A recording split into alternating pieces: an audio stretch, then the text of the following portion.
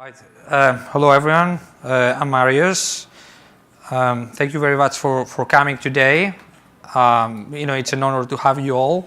Also, it's great because I'll get to talk to you about our time series recipe, which we have co-developed with my colleague and good friend Mathias, sitting in the front row.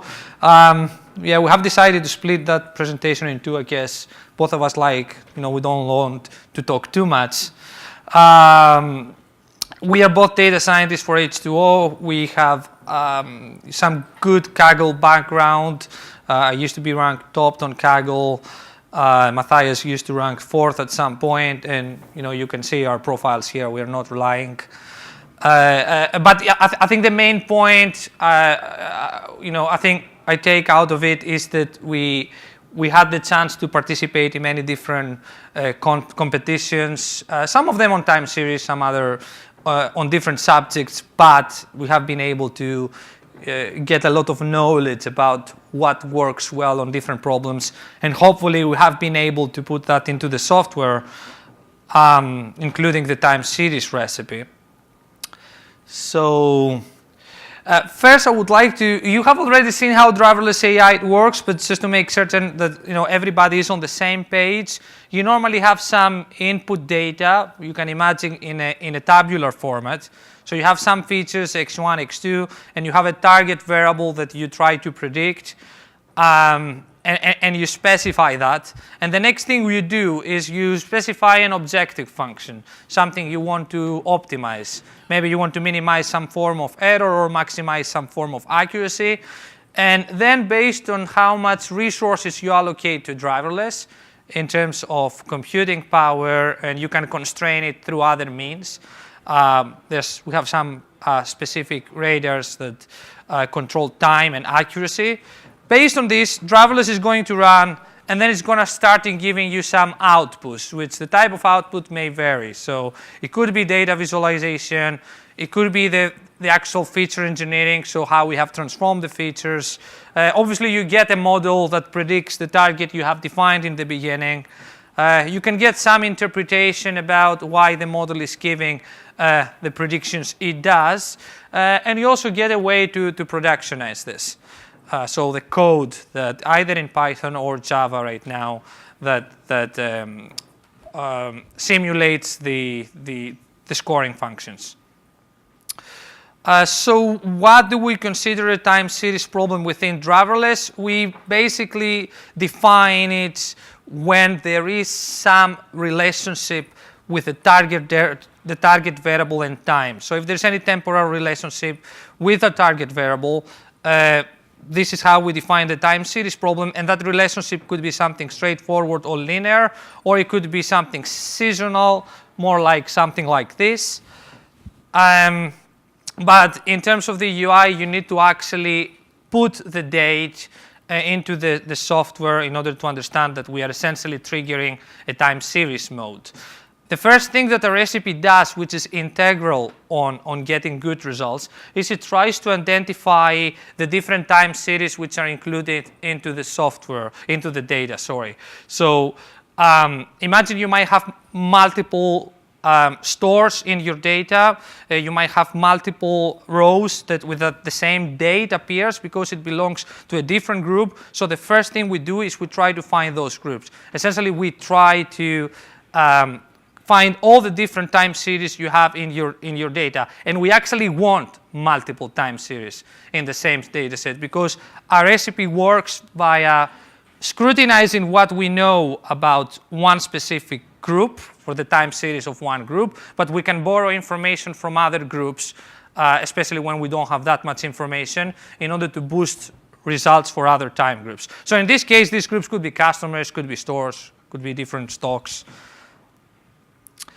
And our whole modeling foundation is based essentially on this diagram, and sometimes might be a little bit difficult to get. So I'll try to do my best to do this, but you can, I guess, also find me afterwards if you have any questions about it.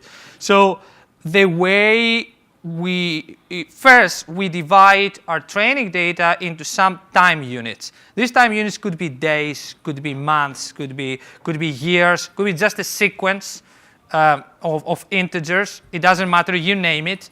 So normally your training data spans over a period of time. Let's say for this discussion, these are months that I'm showing. Then there is the test period, the period where you want to predict, which starts at some point after the training data has ended. And then you may also have what we call a gap. So it may be that you don't have all the latest data information available when you try to make prediction. For example, you may want to predict tomorrow, but the latest data you have available is yesterday. So we also account for this gap of information when we want to make predictions.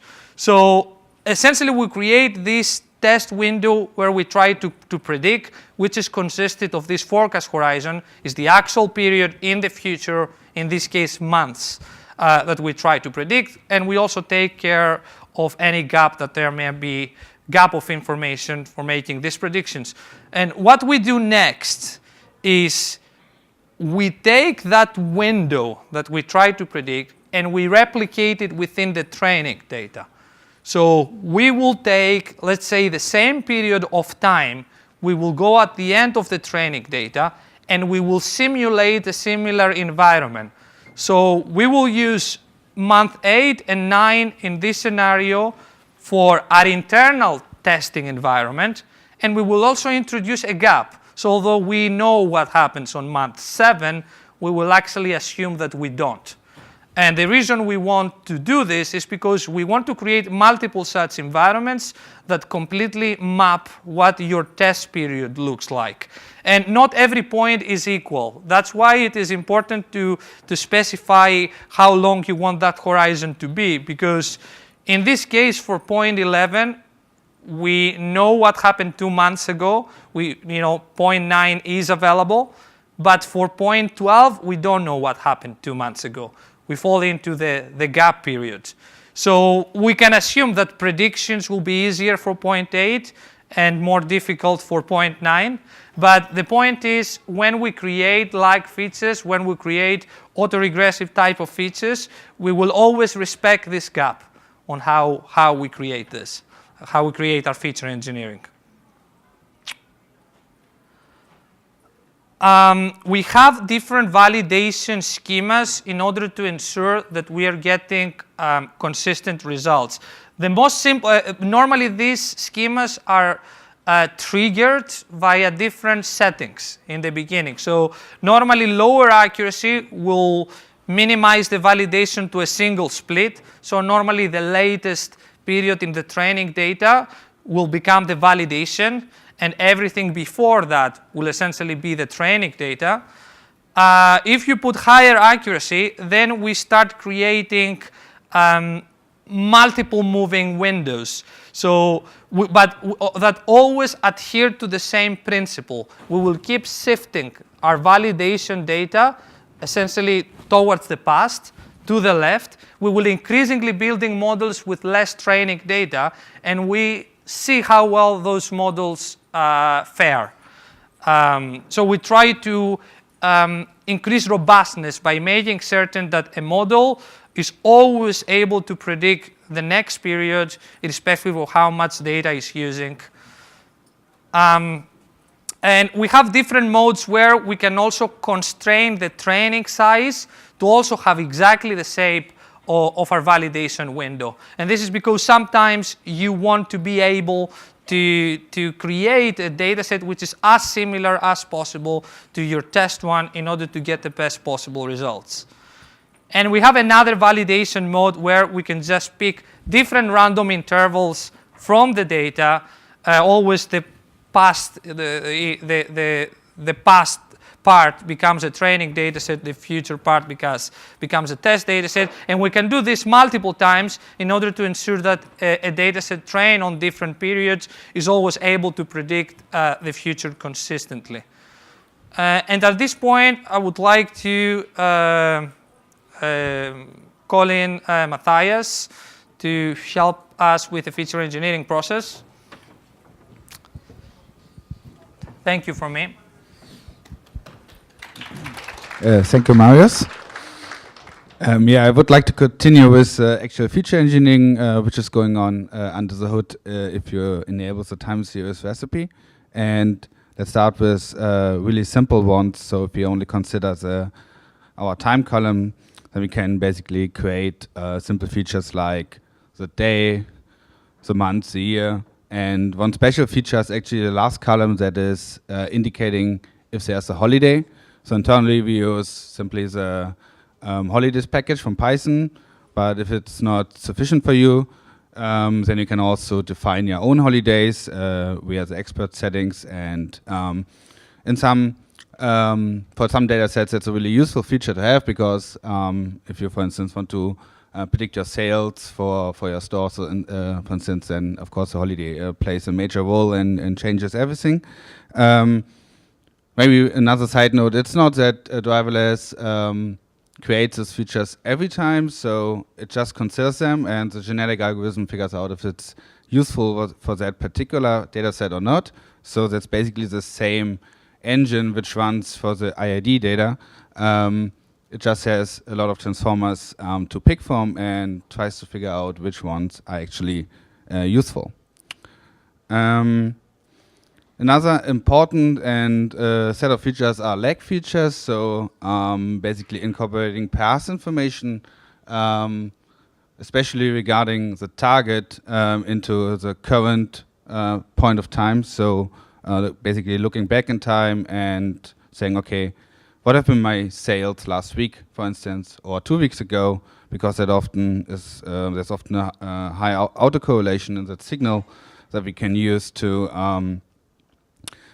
get better results. So for instance, the lag 1 for our second date would be 100 because last day it was sales 100, but the very first row has a nan for lag 1 because we have no information we can look back to, and we can create lag sizes of lags of different sizes. So here you see lag 1 and 2 because that's what Marius mentioned. No matter what type of time series you put in, what Driverless is doing, it estimates the frequency of this time series, and basically we're mapping that back to to normal integers associated with that frequency. So we can say lag 1 has a meaning of 1 day, or it could have a meaning of 1.5 day, or 1 week, or 1 month, depending on what data you give in.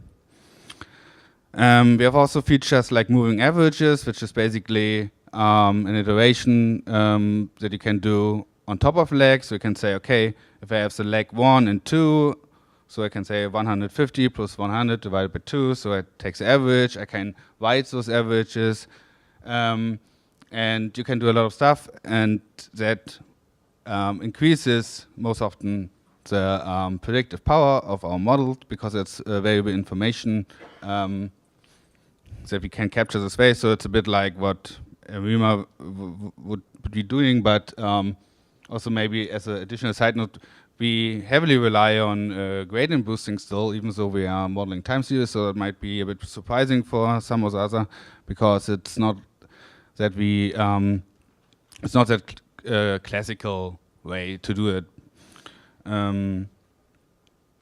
Another thing is that we can create lags on subsets of our groups. So let's say we have stores and departments, or our data set is divided into a multi-series, basically, identified by a store ID and a department ID. So we can say if we group our data set by store and department, then we would basically go back for this particular group in time. But we can also say, okay, departments might be related to each other. So department with ID number 1 in one store might have a similar characteristic in another store, so it might be useful to lag based on these groups only. And so we can, that's what Marius mentioned, we can gather information from other series to be more predictive than we would be if we create a model for each series separately. So, and that's often the key part why those multi-series approach is superior in comparison to single model modeling for each separate time series. And another reason is, of course, always the amount of validation data. So if we now have like several groups and we create one specific time split, we have just much more validation data available than for a classical single, where in the worst case we have only one sample to validate on. And that's most of the time not enough. Yeah, and as I mentioned before, so Driverless can do a lot of exponentially weighted moving averages and also in differentiated form. So it can take the lags and differentiate them once or twice before it creates moving averages on them. So you can capture a lot of different patterns with that. We also can aggregate the lags, simple means or sums, for instance. You can create interactions between lags. So a simple interaction would be just a difference or the sum or maybe a multiplication, something like that. And another feature is to create a linear regression on lags and then simply takes the slope or the intercept of that linear model as new features, which can capture some trends, for instance. And yeah, that is basically the first set of features around the lags. And another question is, okay, what do we do? How do we find candidates for lag sizes? So there we have basically two internal ways. The first one is we are ranking lags or different lag sizes based on the autocorrelation of the signal. So that is a really quick way to assess useful lag sizes. A second way is just like if you predefine tables basically based on the frequency of the time series. So we could say if you find daily data, it's most often useful to look for weekly patterns, something like 7, 14, 21, etc. So, but then again, it's just like the foundation for the lag sizes, and then the genetic algorithm tries to figure out what are actually really useful ones based on the metric which we are optimizing. Another thing is like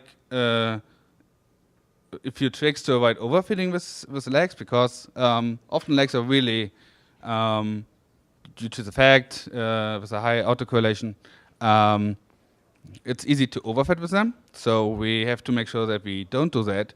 So one thing that is what Mario already mentioned is like respect the gap in your data you might have, so that you never create lag sizes that are too short. Because for training you always can create them. You can always look like one time unit back, but in test you can't do that. So you have really careful there, and by lowering set a lower bound for that, you can ensure that you don't have much more information in your training data than in your test data. Another thing is you can use, similar to what you can do for neural networks, use some dropout. Again, you can say, okay, I actually can calculate the ratio of non-available information for my validation period, and I can randomly drop out information in my training data to align the frequencies of the available information, making the life harder for the model to train, but also more realistic and closer to what it's actually predicting on. And the third way is, especially for regression problems, that you can bin the target before you lag it or after you lag it, so that GBMs are not able to do too many splits on the actual values, so don't get too specific for certain split points, so you can regularize it this way. And then a final note regarding MLI for time series, which is like one of our newest additions and still in a pretty early state, but I want to highlight that especially this feature, what we think is really useful is the local Shapley values for your prediction points. So in this case, you can see I don't know if you can read it, but the feature with the highest contribution is actually moving average, and that somehow makes sense because this is a point where like all those values for the data in a specific period in the past plays a major role. But if we now take a look at the peak value, then we see, okay, now it's a different story because now actually the lag size 52, which is roughly a year, plays a major role. So we have some seasonal effect that somehow the sales from 1 year ago plays a major role in predicting those high peaks. And with that, you can now go and look at your predictions and find local explanations for why it's actually predicting such peak value, for instance. And we think that's really useful. And one last thing that's coming soon, it's a way to do backtesting. So what you see here is basically a representation of what we will perform after the final pipeline is set. So let's say this final pipeline, I mean all the feature engineering and the model with this hyperparameter, so it's set in stone. And then we go and create, again, different splits, different time splits. And the orange boxes is basically the time periods that we predict ahead. The green boxes are the training data. So the light ones are optional because that's what Marius mentioned. Sometimes you want to provide always a fixed amount of training data. So always like the most recent 10 months, even if I have more, but maybe you're shifting your data in your database and only want to provide a certain amount of data. So that you can provide, say, okay, my training size is fixed, and please model, tell me how would it perform in past if I would have trained it on this time periods. And that will be incorporated into MLI, and then you can see how would your model perform in the past, and you could maybe try to see what happened 2008 if it would be able to find the crash. Yeah. Thank you.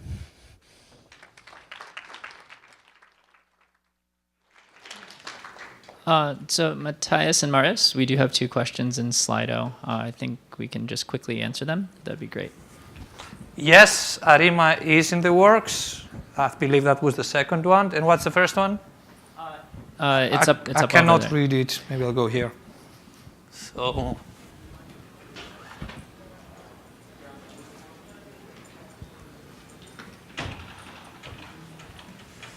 So could I do fraction analysis to incorporate the concept of waves within waves?